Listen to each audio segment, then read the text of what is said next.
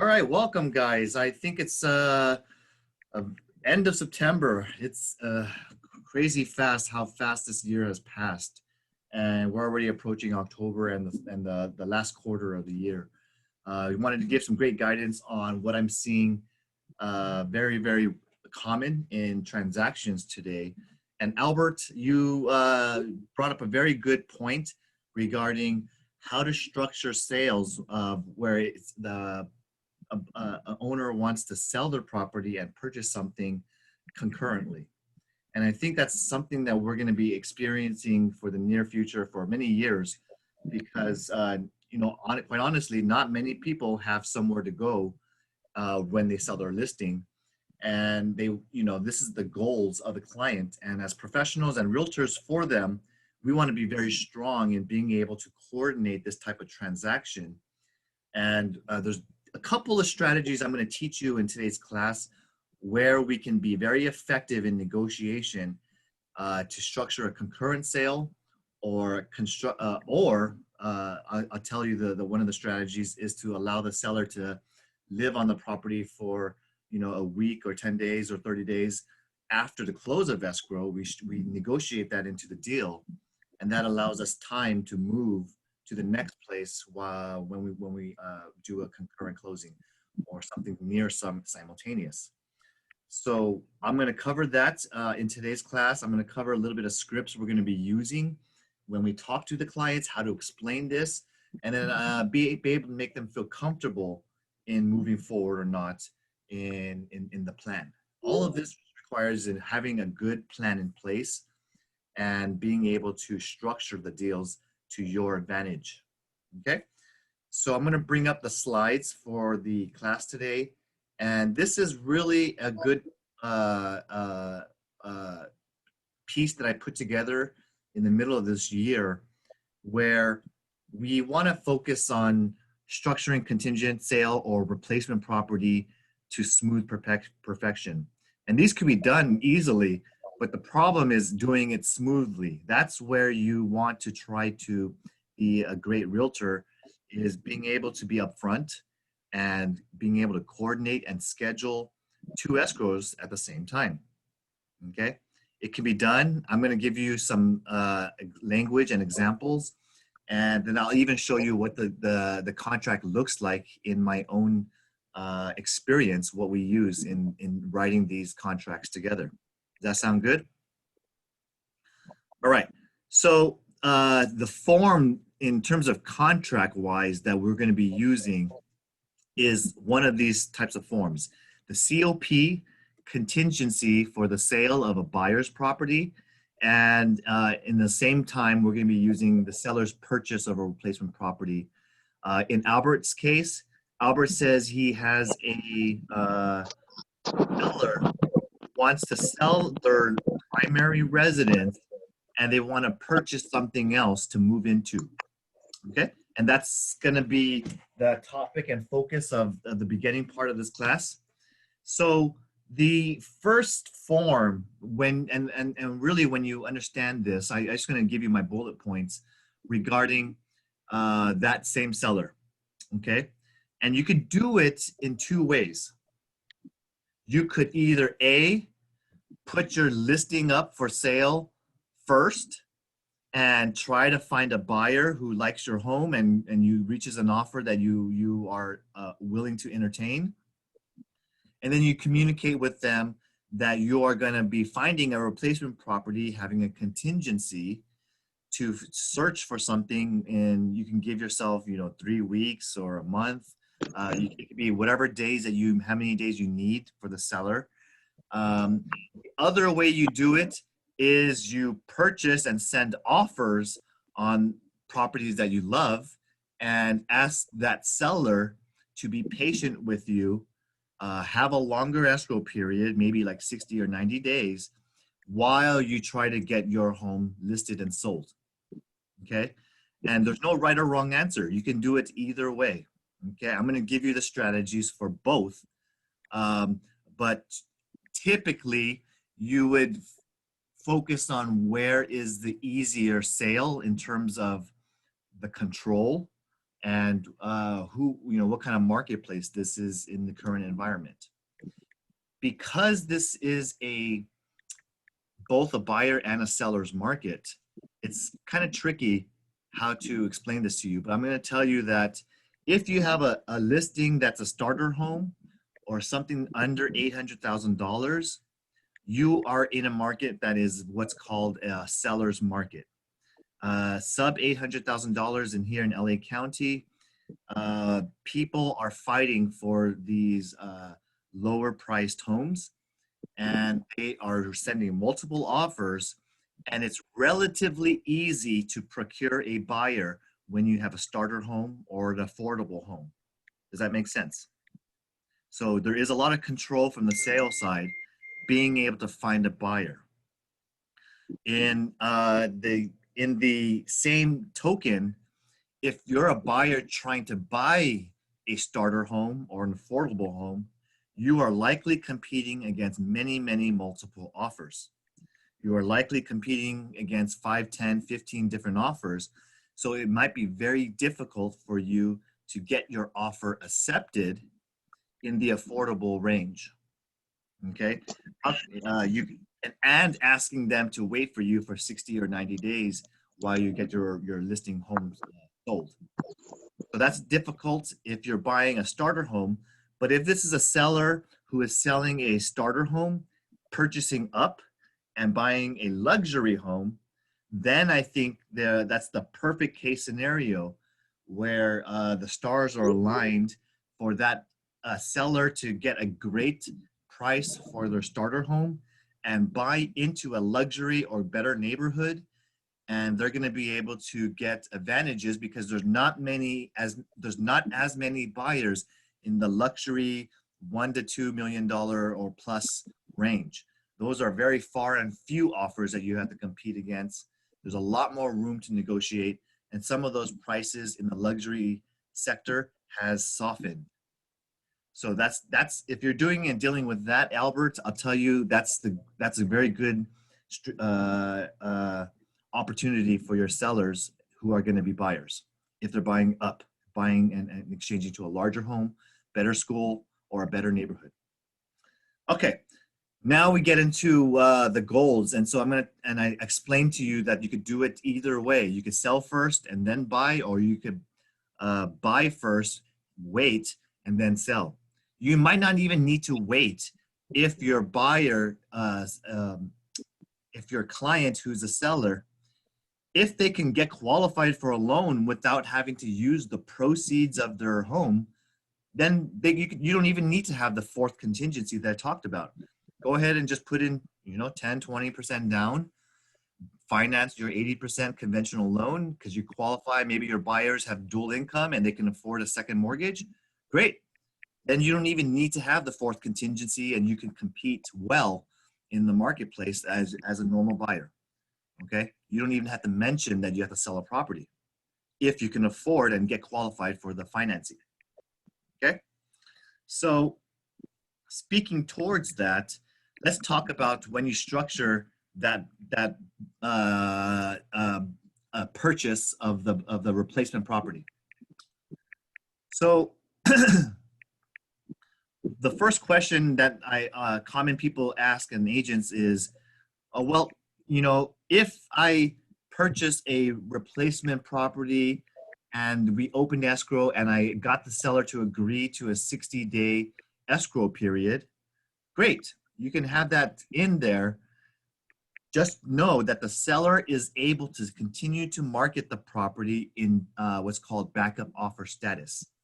They have the ability to entertain and take backup offers because technically the seller is not certain that your buyer is going to be able to get their property into escrow within the next 30 days.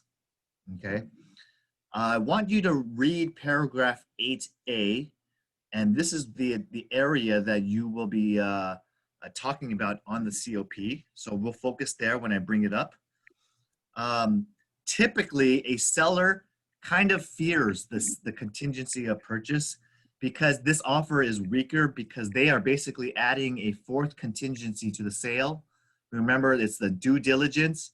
you have the appraisal, you have the loan, and now you have the contingency to sell your other property. So that is 4 contingencies, so it's a weaker offer. But you can explain this to the client, you can explain this to the listing agent, the process, the plan that you have in place. You can show them your marketing materials and the price that you're going out with. And that usually, if I price it very competitively, I can explain to the listing agent that this will likely go into escrow in the first 7 or 10 days. We are pricing it very strategically. So as agents, we do need to manage our expectations with our clients. So we need to explain that a lot of sellers may not like your contingency. It's going to be harder to get accepted, especially if you're in a very, very hot area and you have like 15 offers that you're competing against. So if you want to get a seller to be patient with you and wait for you, if you are needing absolutely to have the funds from the sale of your proceeds, then you should probably send them a strong offer. And that usually means sending a very competitive and higher price to make sure and show the seller that you are thankful for them waiting for you and you're going to give them a good price for their home. That's one of the ways you can structure it. So we talk about paragraph 8A and B. This is on the form of COP. And I want to explain to you that it's very easy to fill out, but the check boxes are very important.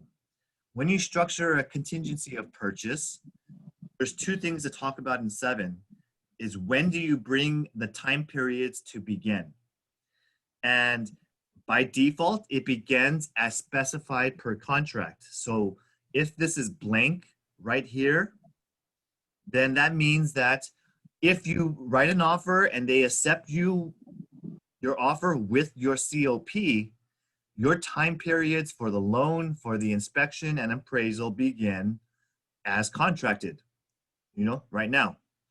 If you want to check this box, you can, and that just means the day that I get my own, as a seller, to get my own primary residence into escrow, I'm going to give you within 1 day notice that I opened escrow with evidence, and then that's when the time period shall begin for the inspections, appraisal, and loan. Okay? And I will also remove this contingency of sale, COP. I'll remove this 4th contingency once I put it into escrow. Okay? So that's what that means. The second time period that's important is when does the buyer deliver the deposit to escrow? And if it's blank, again, that just means that I will deposit it as per contract. So by default, I'm going to bring in my deposit within 3 days into escrow if this is blank on 7B. If I leave a check mark, that just simply means that I'll deliver the deposit within 3 days of opening escrow on the sale of my existing home. Okay, very simple. That's when the time periods begin, however you check the boxes. Paragraph 8, like I told you, the seller has the right to entertain and listen and hear backup offers and put the market active under contract in the MLS, still consider and have showings and receive backup offers. Read 8A. If the seller accepts a written backup offer and gives a copy to the buyer or buyer's agent, then guess what? They could ask the buyer to remove the sale of their property contingency, that 4th contingency that I talked to you about. Welcome, Adam. Good to see you. So what that means in 8A is the seller of the home has immediate right to notify buyer to remove the sale of property contingency. So what that means is, let's say I'm the buyer trying to sell my home, but I love this other home and I give them an offer, $800,000.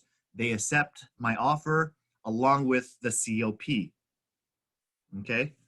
Now, if this part is blank right here in 8B, What this means is at any time, let's say I structured 30 days for me to get my property into escrow that I'm selling.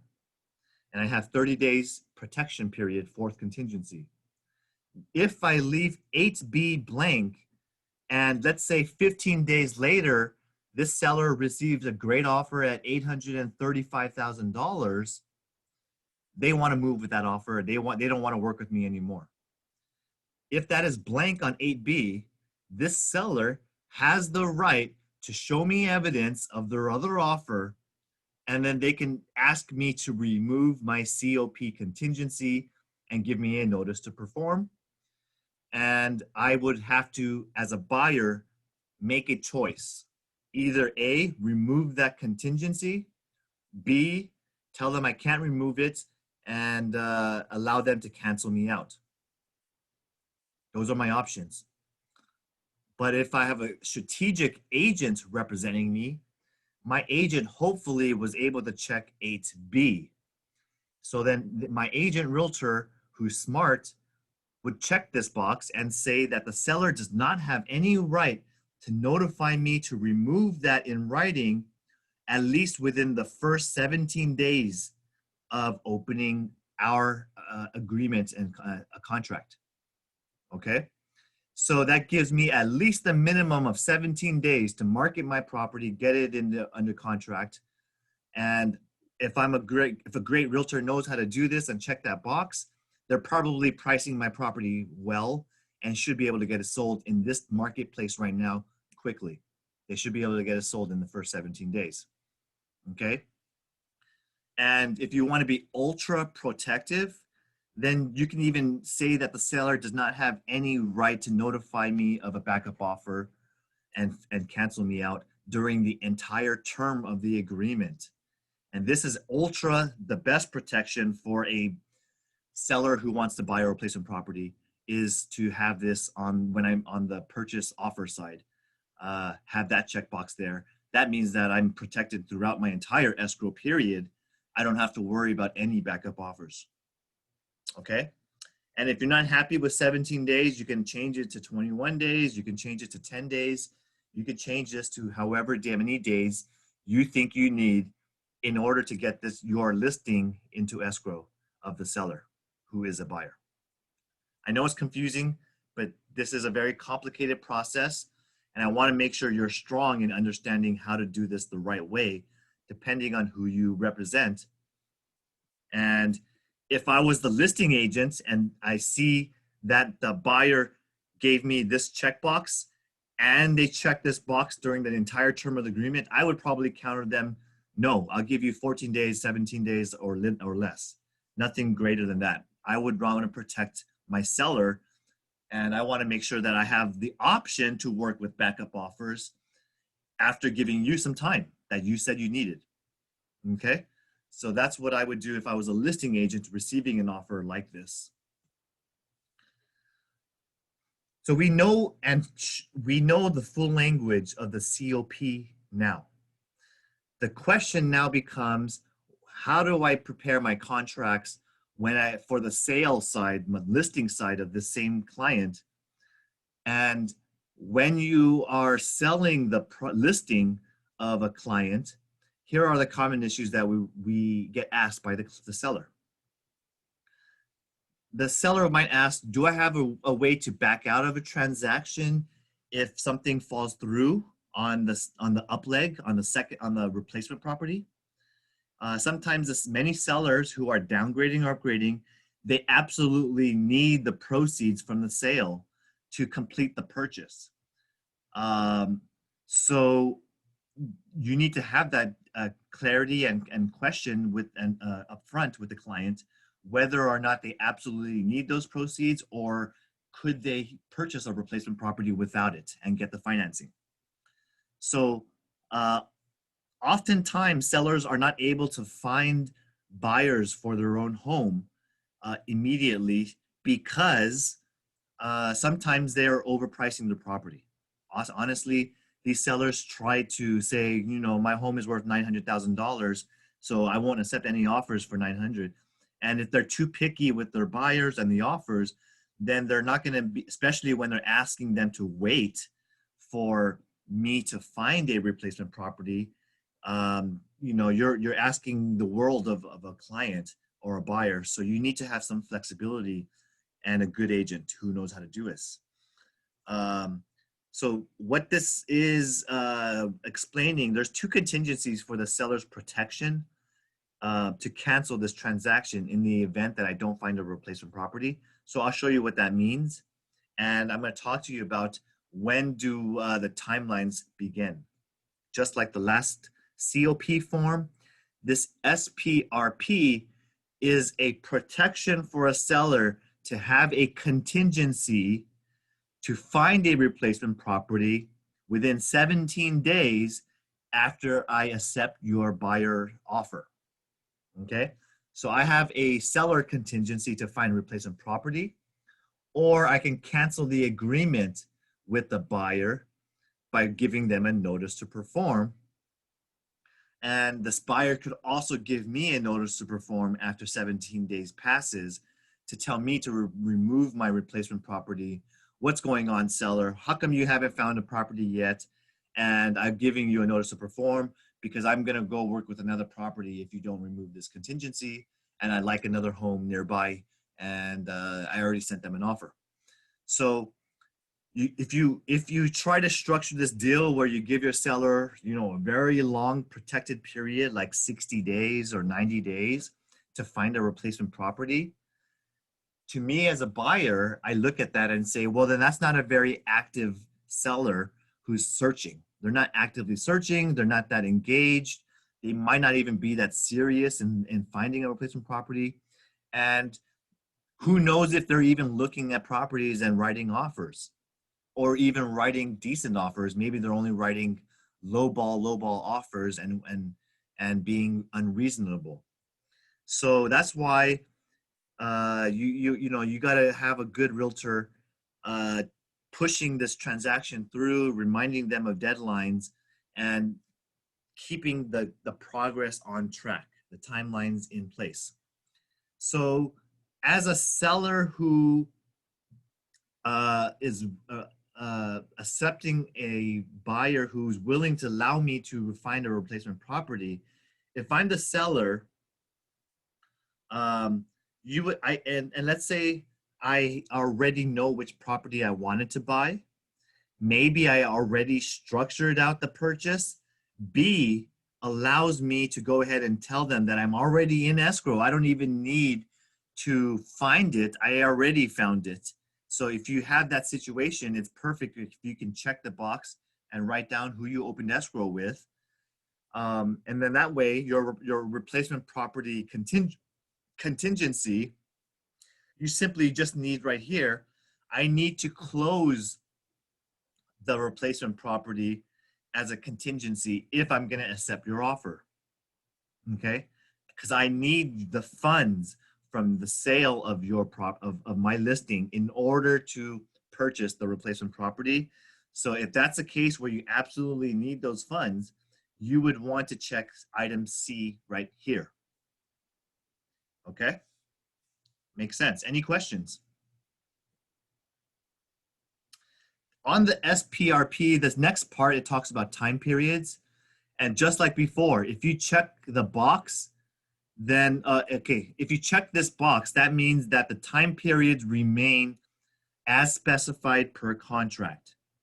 Okay, so if I'm, the SPRP means if I am a seller and I accept a buyer, I want my buyer hopefully to conduct their inspections, to do their due diligence as early as possible.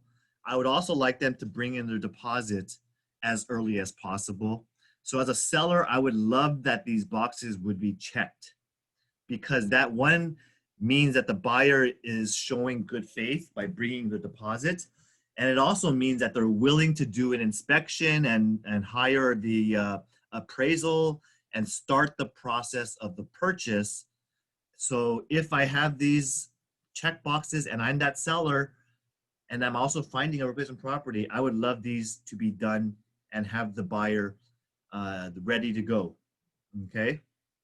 If you leave them blank, then that means that they will not start any deadlines or timelines to start until I find my replacement property and open escrow, and then I give them, deliver them, communicate knowledge that I have entered into a contract. So then that's when the time period begins. The problem that I see so frequently in this transaction is if you leave these two parts blank and you deal with, you find a replacement property, perfect. The seller finally accepted you and you finally negotiated out terms where they're willing to wait for your property to sell.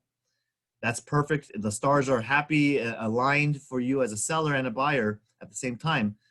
But if you leave these areas blank, then that means that the buyer probably has not done and spent any money, hasn't done the due diligence, and hasn't even brought in a deposit. So let's just say I finally get accepted on my replacement property. Then on my escrow with my buyer, when I'm the seller, I give them communication notice that I got accepted. And then the buyer suddenly says, oh, wow, well, I waited 14 days and actually I already opened another escrow. Sorry, I think I'm gonna go with this property. Or B, maybe they were a tricky buyer and they're not acting in good faith. They sent out lots of offers trying to work with multiple sellers, and they don't even bring in their deposit in the first 3 days. Or 3, they do a normal buyer, but then they do their due diligence, they do the inspection, and they cancel the transaction based upon the amount of work necessary and the repairs, or something scares them off. So if I delayed the inspections and I left this part blank, what that means is there's a strong chance that this buyer might not complete the sale. Okay, in escrows today, there's 40% of the escrows are falling apart. Okay, you might even have a very sophisticated buyer that knows that they have leverage against your seller, and they might say, well, I'll close the escrow. Everything is fine, but I want you to reduce the price $50,000 or I'll cancel the transaction. And they make up some repairs or excuses, and they know that they have your seller by the balls. Guess what? That means that they have leverage, and they might be using this against your seller, saying, well, I'm going to cancel, and they threaten, well, I want a $50,000 price reduction or else take it or leave it. And your seller might have to accept that because they really love this second replacement home, and they can't negotiate any more time. And that's the best offer they have. And I hope you're not in the situation, because if you're a listing agent, you would probably have 1 or 2 minimum strong backup offers already. So that way this buyer does not have this leverage against you. Okay, does that make sense? So if I'm that agent for this type of seller, I would like to have my buyer conduct their due diligence. I want to get and negotiate out the repairs as early as possible. I want to make sure the property appraises. I want to make sure that they get the loan approved. So I would like them to start their process and just give me the time needed to close escrow on my purchase. And I can structure an additional extension for another 7 days or 10 days. And I could write in any other terms. This is the perfect area to write out specific terms that your client needs, who's the seller and purchasing a replacement property. So here's a couple of sample of terms that I would use if I'm the realtor listing agent. I would write in here other terms. Seller has the option to extend the close of escrow for a maximum of 30 additional days after we close escrow. That's just in the event that I need more time to close my escrow or my loan. I could also offer to pay what's called a per diem. And what I meant by this is I can give myself a lease back as a seller. So I might write something like, seller has a right to occupy the property for at least 14 days or 21 days after the close of escrow to prepare the moving and time to structure turn on the utilities on my other property, get it ready. Maybe I needed to do some repairs on my replacement property. I need maybe 10 days to do paint, flooring, and remodel the kitchen. And so if I need to do extensive repairs, I might ask for 30 days to lease the property back, and I'll pay them a monthly rent of $3,000, or the buyer's PITI, the buyer's property tax, the mortgage, the insurance, and the interest. So if I offer that, at least the buyer's not losing any money and the seller's paying them for their PITI. That's a reasonable way for me to do those repairs on my replacement property, stay at home, and then structure 30 days out so that I then to move, so I'm not so rushed. This is the perfect time to negotiate these in up front early, so that way you could find the right buyer that's willing to work with you during this long process. Any questions on that?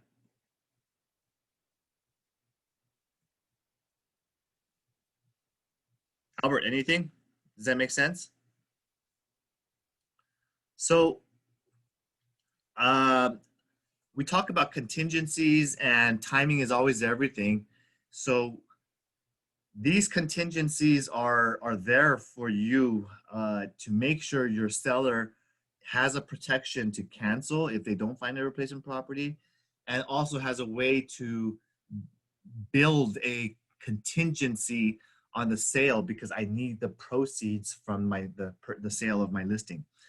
So those are the forms you would use when you send an offer, and really just protect your client in this complicated transaction. But then the good thing is, if you're the agent for this, you're getting 2 transactions. That's 2 escrows and 2 commissions.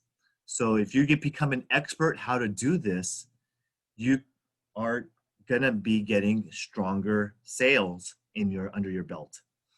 Okay, so that's what separates you from an average realtor, is your ability and knowledge how to write the language. Okay,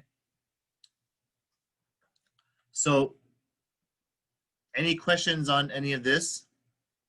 Otherwise, I can move on to I'll show you what some of my transactions look like. Okay, now a common question that I've heard before is, well, I asked the buyer to remove their, to do all of their time periods up front, and I got them to pay for the inspection and pay for the appraisal, but guess what? The seller wasn't actively looking and they didn't find a replacement property. Can the seller cancel out the buyer? And the answer is yes, they can. However, if the buyer was reasonable, they were very patient and they were nice, I do think the seller should offer them to reimburse them the expenses that they've lost. And that's just the home inspection, maybe $425, and maybe that's just the appraisal, another $450. I do think it's reasonable for a seller to reimburse these fees because they failed to find a replacement property. But at least you hopefully can spread that goodwill. Okay. So the problem that I always see is the good thing and advantage of bringing the due diligence and the loan up front is because some properties won't appraise, or the lenders right now are a little bit more conservative on their appraisals on the value. But the other reason is some people and buyers, they might not get that loan approval. and they might have the price that you want, but they may not get the financing. So you want them to start their process and get the lender to review all the documents. So I would recommend that you have them get their lender all ready to go, you know, not wait for the day after you deliver them confirmation that you opened escrow. I would like them to start as early as they can. Okay. So that's really the slides for you. It's all, if you wanted to review this again, they're all inside my drive, structuring contingent sales and replacement properties to your advantage. Okay. Now, when I structure deals like this, I'm going to show you what I write on a typical COP.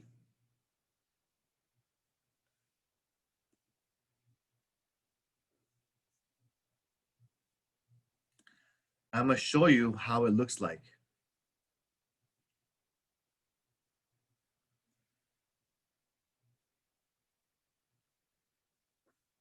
I got to find it though. Hold on.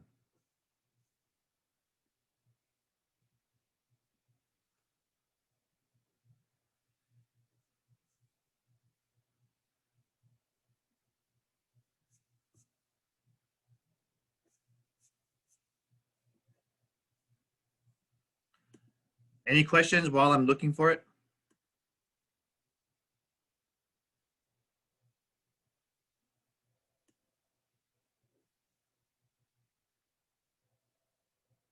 You guys are quiet again today. No questions.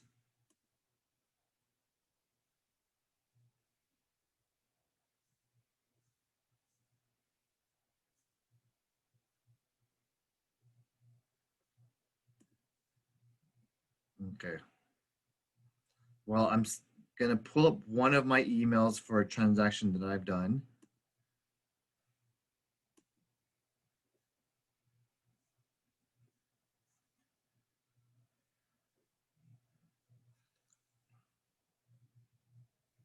And I need to find the, so many emails I got to look for.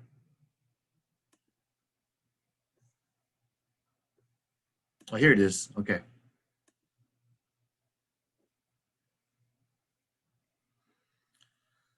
Let me share the screen and I'm going to show you what my offers look like.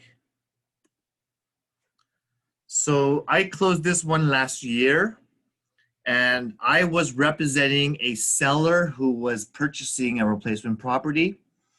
And so I was writing an offer on a property in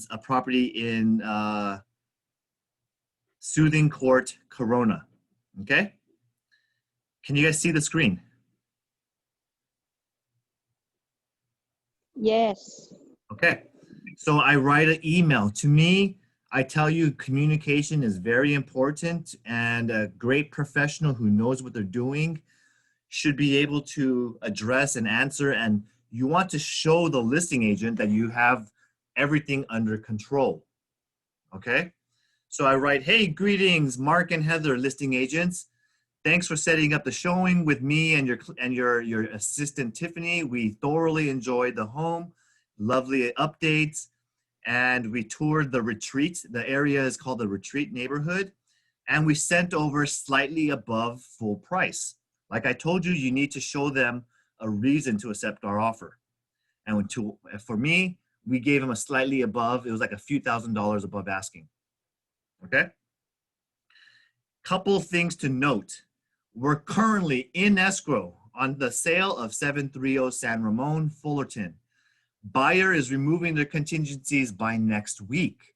I give them a hard deadline, March 25th. Everything is on our end is going very well. They maintain their home in fantastic condition. And I expect this buyer is going to do everything in their power to close.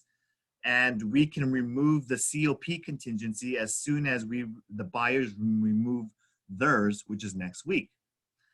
My parents, I give them reasons. The buyer parents already live in the Retreat Corona. They want to live near family. They have the proceeds of their sale, and we're going to have a loan payoff of 605,000, and the rest is going to be seller's proceeds. The buyer's lender has already pre-approved and checked their financials for loan approval. Everything is good to go on our side on financing. We wanted a request for the outdoor furniture.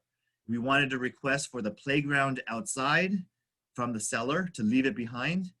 And I'm a hardworking broker working for my clients, experienced, and would love to work with you.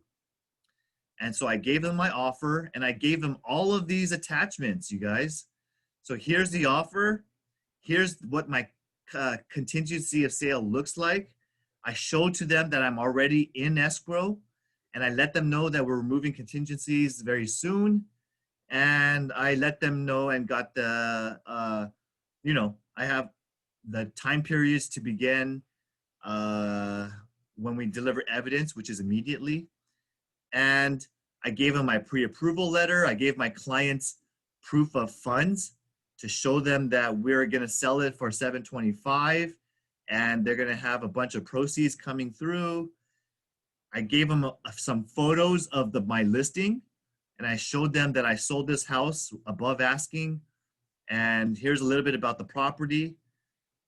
I also give them the MLS number and my resume. Okay, so anyway, that's how I structured this deal. I was able to get a response back, and yes, they accepted my offer. Everything went smooth, and we met every deadline. Everything was no delays at all. This is a very, very smooth transaction doing suit in court.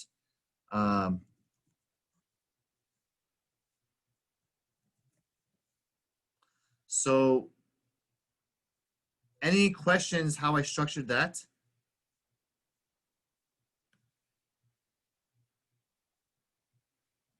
Okay. So other times that I've done this, I was able to negotiate something like this, but I would ask for or provide a per diem. And so that's when I maybe do something called SIP, language.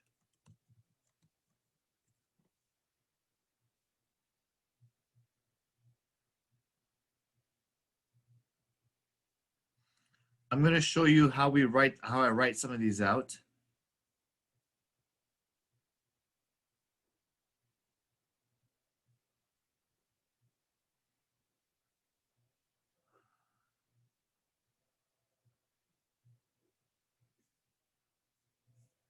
And I got to find the right email, so hold on.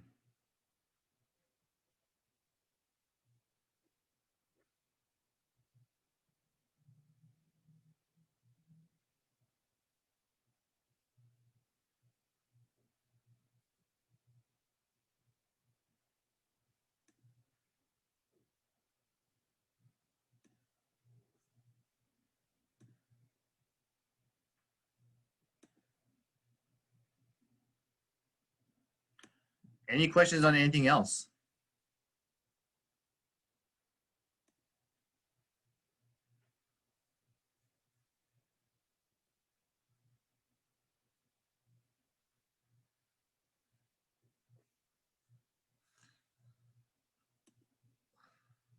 You guys are quiet.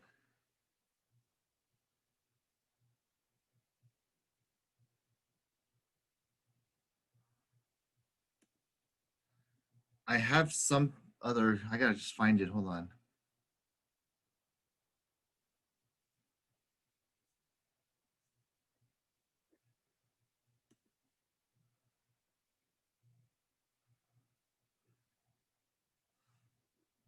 If you guys tell me that you wanted to cover something earlier, I could prepare it, but I was just told in the morning, right now, to share and teach the replacement property stuff.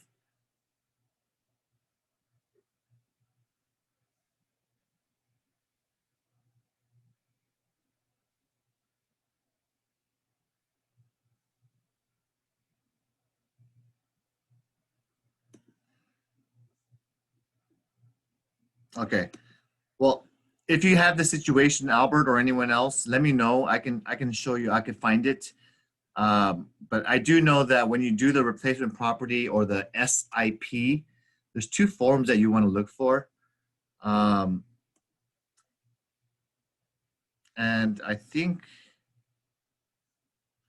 what I normally do is I add the lease back and I provide a per diem. Let me see if I can write that in here. Maybe I use this word.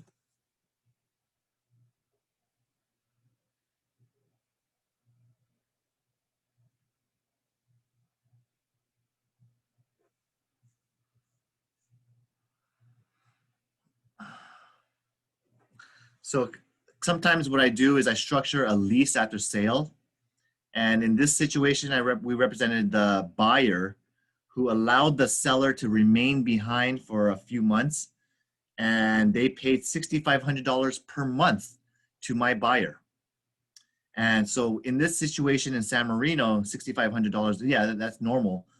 But I was able to get a security deposit in place, allow the sellers to stay behind for $6,500 per month, and be responsible for all of the maintenance, upkeep, landscaping. And this is basically when they stay on the property for longer than 30 days, the seller now becomes considered a tenant. So that's why the language for 30 days or more becomes a tenancy, and it's a month-to-month tenancy or a term. In this case, I think it was 3 months. And I even asked them that the tenant shall obtain liability insurance, which they provided me a copy. And I structured this out like a normal tenancy with all of these forms, okay? And in this case, it was not a per diem, it was a $6,500 flat rate per month. And so we did this one just the beginning of this year, and that was successful. I met the owners after their tenancy ended, and everything worked out. If you are dealing, and I recommend 29 days or less, because you don't want them to be a tenant, because tenants right now have an eviction moratorium. And so therefore, if this pandemic survives, they technically, if they stay there for 30 days and they're now considered and labeled as a tenant, then they don't even have to move out. You can't evict them. So I would be cautious if you are dealing with someone who is staying there 30 days or longer. I would try to do and have the seller leave within the first 29 days if this absolutely insists on that extra time. And then you can use form SIP. Okay. And if you want to see what some of that language looks like, I write something like this. As per contracts, the seller who is a tenant shall move out on or before March 31st, 2020. In the event, for whatever reason, the seller tenant fails to deliver full possession of the property to the buyer by this date, the seller tenant shall be charged a daily per diem of $100 per day until full possession is successfully delivered to the buyer. A $5,000 security deposit shall be withheld by escrow from the seller's proceeds and distributed accordingly per agreement, requiring both parties' signatures based upon the full possession delivery to the buyer. So I wrote this 3 years ago. I have much, similar language like this in many transactions, but I use the same language because this is a situation of being very clear. What if the seller doesn't leave? What if the seller harms or damages things? Okay, that is why you have the contract and you have a security deposit withheld by the escrow that needs both mutual signatures to give it back to the seller. Okay. So whenever you deal this, don't ever, even if you're doing a free rent, no charge for 7 days, that's fine. But you can still have a security deposit to protect your buyer. Right? Okay. So that's the language you would use. And, you know, structure these out well for your clients. Don't make any mistakes, because here's another time I wrote it. In regards to the seller delivery of possession after close of escrow, escrow shall withhold $2,500 proceeds until full possession of property has been delivered to buyer vacant.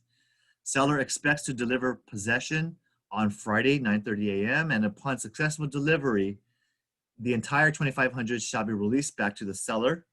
In the event seller requests additional time to vacate, a daily per diem of $400 to be deducted and charged against the seller for buyer's PITI expenses beginning from 12/19/2019 until full possession is delivered. Okay. I write these detailed languages because I just want to make sure there's no surprises. And I usually do this before the final walkthrough. I negotiate this in during the when I get the repairs resolved. That's when you structure and lay out how we're going to close and when are we going to deliver the keys and possession. Okay. Great. So that's the contingency property kind of class. I want to take this time now to talk about any conversations or questions you guys have. Anything? Then if no questions, I'm going to give you the language that I talk to when I share with a buyer or a seller who deals with this. And they're going to say, you know, Kelvin, you know, we want to sell our property listing. However, we need the proceeds to buy this next home. Can you tell us what you're going to do and how you're going to protect us? And what is your plan? Okay. So if I'm the listing agent trying to get this, you know, purchase and say a listing escrows 2-in-1, I want to achieve a couple of things. One, I want to prove to them that I can handle this. I'm capable. Number two, I want to show them my experience. Number three, I want to demonstrate that I have a strong plan to help them with achieving their goals. Okay, so this is what I would say. Well, thank you, John and Sally Smith. You know, this is a great opportunity. I'm glad that you contact me and you were referred to me from ABC person. I would love to meet with you in detail because it's very hard to explain all of this over the phone. Okay, so when I come and meet with them in person, I would show them my plan. And I say, look, what we are trying to do and what you've communicated to me, John and Sally, is selling your property and buying kind of near concurrently. And that is a very complicated process. I've done this many, many times in my history. I've been doing real estate for 16 years. And I can tell you that I've seen a lot of realtors do this wrong. So it's a good thing that you approached me and a good thing that you're talking to me, because I've seen some mistakes that realtors have done that I don't want this to happen to you. Number one, I've seen sellers sell their home, did not have the proper forms and paperwork in place, and eventually they were forced to sell their property without having the replacement property tied up. They weren't able to negotiate that out. They canceled on the purchase of the home that they were gonna purchase. They canceled that escrow, and guess what? They already removed their SPRP contingency, and in this instance, the seller lost their. The seller was homeless for 3 weeks. Okay, they had to rent from a hotel, and they were not able to negotiate a backup plan. If I was your agent and this was something that I was doing, I would, number one, have a contingency that's always protecting you. And at least I would negotiate at minimum a 30-day, 60-day, or 90-day time period for you to lease back the property after close of escrow to give you more time. Okay, so that's one thing I would tell them. I've seen other situations where the seller was buying a property and was so pressed for time and so demanded on the deadlines that they purchased a property, didn't do a full due diligence on the home, And it turned out that they waived certain inspections. They didn't check for mold or didn't check for certain, have enough sufficient time to do those uh, clear due diligence, and they bought a lemon. They were very unhappy with the property they purchased because they were rushed into everything. Okay, I don't want that to happen to you. I had another situation that I helped another. I resolved an issue where the buyer uh, did allow the seller to find a replacement property and gave them a lot of time. But in that instance, the buyer, the listing agent did not ask the buyer to start their time frame, start their inspections. And then finally, after 2 months of looking, we found the perfect home. This buyer gave them a notice that we're open escrow. They started their inspection, and it turned out that they asked for a $100,000 price reduction. They asked for a lot of repairs. They canceled the transaction, and then we were forced into a corner where that buyer canceled, and the sellers weren't able to buy their dream replacement property. Okay, so there's all these instances where so many small things could create a big issue. I want to make sure that I structure this the right way. So here we go, seller. This is what I'm going to do for you. First of all, I need to explain to you that that the transaction that we do, we need to be clear on the timing. Okay, so I would suggest, because this is a seller's market, let's go ahead and price your property 5% under market. And I know you want to get $800,000 for your home, but let's price this at $775,000 or $780,000. Okay, I will ask everyone to submit their best and final, and I'm going to counter them with the contingencies to protect you, so that we make sure we get the buyer who's willing to do and perform inspections early, and they're willing to give you 30 to 60 days to find your replacement property as a contingency of sale, and they're willing to make sure that these proceeds are used towards your purchase, so we do it concurrently so that you have no problem. You're not going to lose your deposit. And in the event that this buyer cancels on us, we will have a backup offer as well, because we're pricing it low. Okay, so my plan is offer it a little bit lower. Let me filter through the 2 or 3 strongest buyers, and I'll communicate with them with updates. All right. Subsequently, because I'm a great realtor, we can go ahead and start looking for properties today. I'm going to send you offers. I'm going to set you up for auto emails that any new listing that pops up in this neighborhood of Temple City that you want to move to, I'm going to make sure you're firstly aware. I'm going to set up the appointments ASAP. And the good thing is our company is local, so we know all these local brokers. We can probably structure this deal using our network and making sure that you are near top of the one of the best offers, so that the seller will accept you.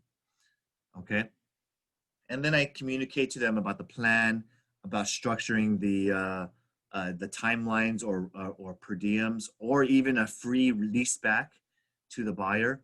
There's different strategies I can use, and sometimes I can even consult them about getting financing without even having that 4th contingency that I talked to you about.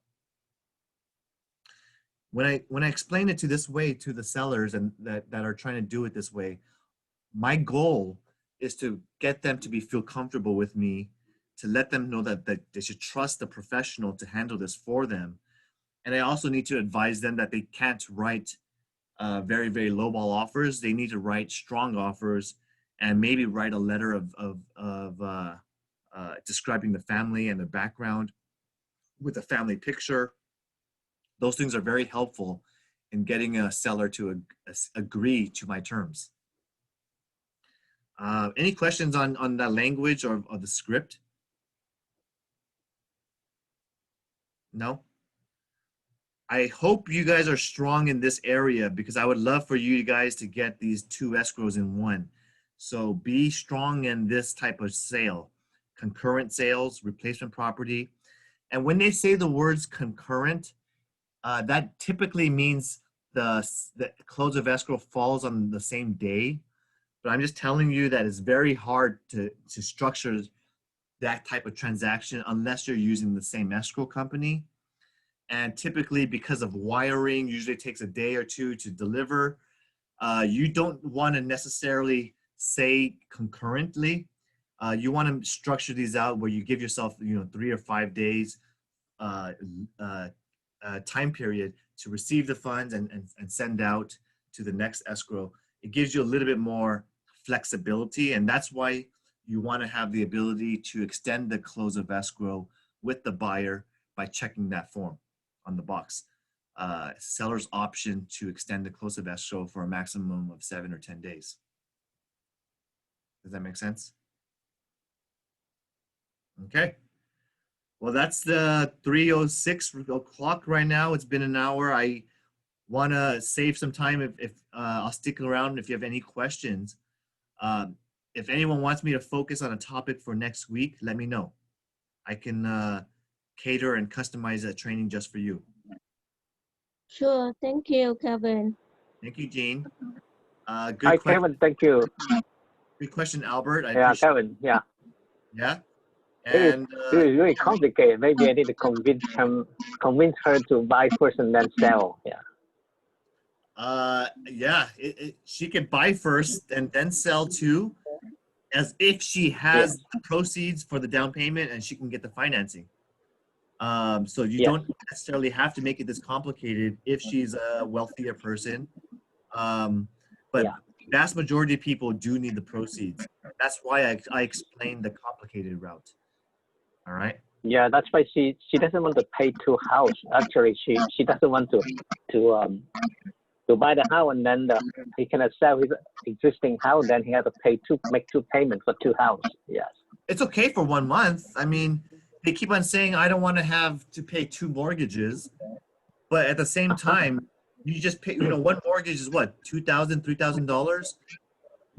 It is so much worth it to pay $3,000 for 1 extra month of a mortgage, so that way you don't have the stress of a transaction, of rushing, of moving. I don't mind paying an extra 1 month mortgage payment to have the flexibility of being able to move and not having to have a 4th contingency.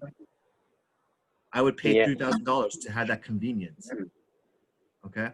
Yeah, I think she planned to sell the house a couple months soon. She told me that end of the year she need to replace the house.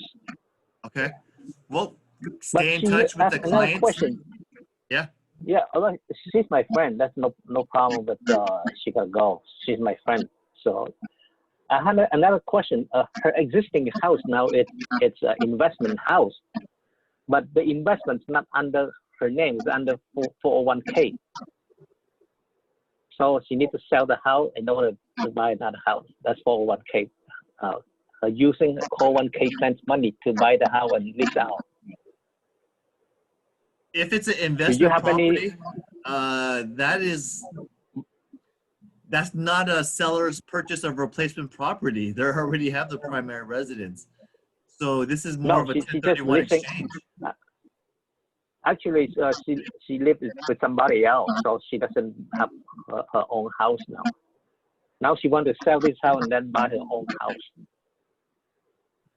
She needs to really to withdraw the 401k, get the actual money, and go to buy the house.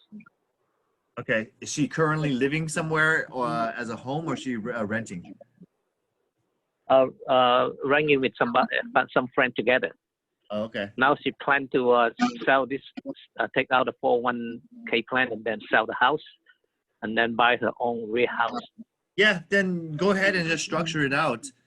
I don't necessarily think you have to add a contingency to find a replacement property, because you're gonna the buyers for your investment property, those buyers aren't even gonna be able to occupy the home. It's tenant occupied, right? Yeah. So you just go ahead and just list it as a normal rent, as an income property. You list the property, get as much as you can for the home. Okay. And then Okay. she gets the proceeds, and then she just buys the proceeds using her 401k. You don't even have this a replacement property situation. Okay. When time comes closer, I think you can recommend me some loan agent that Yeah. she can do some preparation for buy the house first. Yeah. Yeah, because she could buy the house first. This income property, I would anticipate she's having positive cash flow. And assuming she has income and reports her taxes, she can just qualify for another mortgage. Okay? Because she doesn't have a Oh, that's primary right. That's residence right. mortgage anyways. She's Yeah. a rental property. So she can qualify for her own Okay. financing, purchase today's great financing rates under 3%, buy a house, and if she needs the funds from then she just makes the COP. She writes the offer with the COP then. But it's going to be tough Okay. for her to get her offer accepted without I having. know it's kind of complicated. I think I asked her better just buy first. I think she have some money, just kind of down pay and then buy the other house first. Yeah. Okay. Good. Okay. Thank you so much. All right. Thanks, guys, for being here today. I appreciate all of you guys as regular students and improving your professionalism. So I'll see you guys next time. Let me know if you want me to focus on anything else in the next class. Okay, thank you. sure. Thank you. Okay. Bye, guys. Bye. Bye. Thank you, Kevin. Thanks, Adam. Can I call you offline? I have Yeah. a question for you. Okay, let me Sure. call you right now in 5 minutes. Sure. I'll be here. Okay. Bye, Adam.